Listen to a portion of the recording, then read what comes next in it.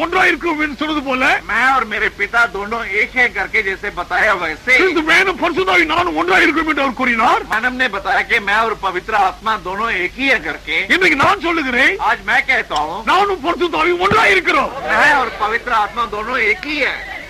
பிதா எனக்குள்ள இருக்கிறார். पिता मेरे अंदर मौजूद है. ஆகவே इसीलिए என்ன விசுவாசியாதவன் जो कोई मुझ पर विश्वास नहीं करता எடுத்துக்கொள்ள போக முடியாது. वो स्वर्ग पर उठा लिए जाने में जा नहीं सकता. என்ன விசுவாசியாதவன் और जो मुझ पर विश्वास नहीं करता அவன் தம்மை மீட்பை இழந்து போகிறான். और फिर वो छुटकारा खो देता.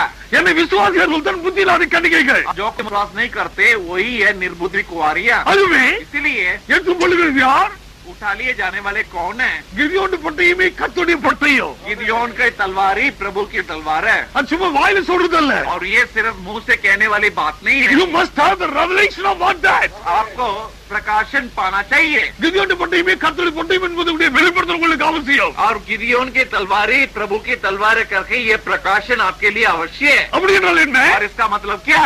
கிதியோன் பட்டயமே கர்த்தருடைய சொல்லும்போது गिदयोन की तलवार ही प्रभु की तलवार करके जब कहते हैं கிதியோனுடைய வார்த்தையை தேவனுடைய வார்த்தை. गिदयोन का वचन ही परमेश्वर का वचन है. அது கிதியோனுடைய வார்த்தை தேவனுடைய வார்த்தை எப்படி வாங்க முடியும்? और गिदयोन का वचन परमेश्वर का वचन कैसे हो सकता है? God was in Gideon. क्योंकि परमेश्वर गिदयोन के अंदर था. அதுவே इसलिए ஏழாம் தூதன் பட்டயம் பிராண்டி பட்டயமாக எப்படி ஆக முடியும்? सातवें दूत की तलवार मसीह ब्रानम की तलवार कैसे बन सकती है?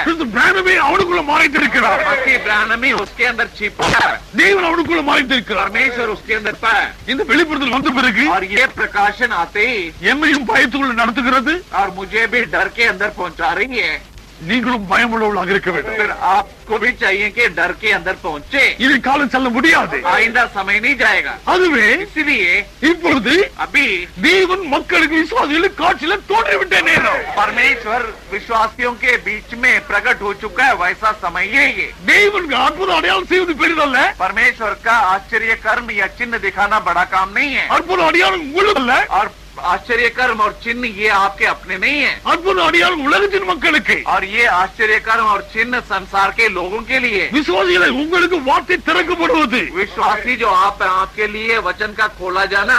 அதுவே इसीलिए இந்த நாட்களில் इन दिनों में have the revelation of God. परमेश्वर के प्रकाशन को पाइए. தேவன் செய்து முடித்து விட்டார். और परमेश्वर ने सब कुछ करके समाप्त कर दिया. நாம் ஏதேனுக்கு வந்து விட்டோம். हम आदेन में आ पहुंचे हैं. அப்ப ஏதேனுக்கு வந்து விட்டோம் என்றால் अगर ये बात हम आदेन में आ चुके हैं ஐக்கியம் கொண்டிருக்கிறோம். तो फिर हम परमेश्वर के साथ संगति पा चुके हैं. தேவனோடு எப்படி ஐக்கியம் கொண்டிருக்கிறோம்? परमेश्वर के साथ हम कैसे संगति पा चुके हैं? தேவன் நம்மோடு எப்படி ஐக்கியம் கொண்டிருக்கிறார்? परमेश्वर ने हमारे साथ संगति कैसे पाया? தன்னுடைய சிறந்த வேலைப்பாடு மூலமாக. अपने सर्वोत्तम रचना के द्वारा.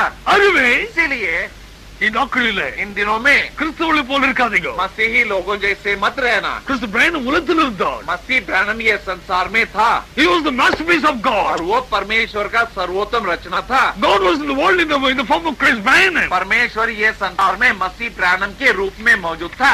அதுவே इसीलिए அவர் மூலமாக கிறிஸ்து பிராணம் பேசும்போது उसके द्वारा जब मसीह ब्रैनम ने बातें किया it was not man Branham speaking. और वो मनुष्य ब्रैनम नहीं बातें करता था. It was God speaking through him. और इसका मतलब ये था कि परमेश्वर उसके द्वारा बातें அதுவே करता தானே था. और इसलिए ही அங்க அணில்களை உண்டாக்கணும்னு சொல்லும்போது அணில் உண்டாச்சு. जब उसने बताया कि गिलहरी पैदा हो तो गिलहरियां पैदा हो गई. இன்னும் அதிக காரியங்களை பார்க்க போகிறோம். और भी बहुत सारी बातें हम देखने वाले हैं. ये मास्टरपीस சிறந்த வேலைப்பாடு உலகத்தில் கொண்டு வந்து விட்டார். क्योंकि परमेश्वर ने अपनी सर्वोत्तम रचना को ये संसार में पहुंचा दिया. What the Holy Ghost was given for? பரிசுத்தாவி எதுக்காக அருளப்பட்டது? पवित्र आत्मा किस लिए दिया गया? What the Holy Ghost was given for? ये संदेश में देखिए. English book page 9 and 10. अंग्रेजी पुस्तक में पन्ना 9 और 10. See? The whole thing is one plan of redemption. எல்லாம் ஒரு மீட்பின் திட்டம். और सब कुछ एक ही छुटकारे की योजना है. Coming down that God coming back to live in, God coming back to live in and dwell with and commune with his people as he did at the beginning. ஆதியிலே தேவன் இறங்கி வந்து மக்கள் மத்தியில் வாசித்து அவளோடு ஐக்கியம் கொண்டது போல தேவன் இப்போ செய்கிறார். आदि में परमेश्वर नीचे उतर के आके लोगों के साथ जैसे निवास करता था अभी भी उनके साथ में निवास करता है, संगति रखता है. Now then, और अभी as soon as he gets his church in speaking condition, सब फेथवाइக்கு வந்த உடனே और जैसे कलीसिया बात करने की स्थिति में पहुंचती है सबै பேசக்கூடிய நிலைக்குள்ள வந்த உடனே कलीसिया बात करने की स्थिति में पहुंचते ही ஓ எங்களை தேவன் 33 ஆண்டுகளாக உருவாக்கி வந்ததே और परमेश्वर ने हमें 33 सालों से बना के पहुंचाया, ये बात जो है। அங்க தாமே கிறிஸ்து பிரானடி வாழ்க்கையில முத்திரைகள் திறந்து வெளிப்படுத்தப்படும் போது और मसीह ब्रानम के जीवन में मोहरे सब खोल करके प्रकट किए गए थे, उस प्रकट किए जाना जो है 30 பிறகு தேவன் தாமே அவர் மூலியமாக முத்திரைகள் உடைத்து திறந்து வெளிப்படுத்தி அவர் மூலியமாக பேசினார் 30 साल की सेवा के बाद में परमेश्वर ने उसके द्वारा मोहरों को खोल के उसके द्वारा बातें किया।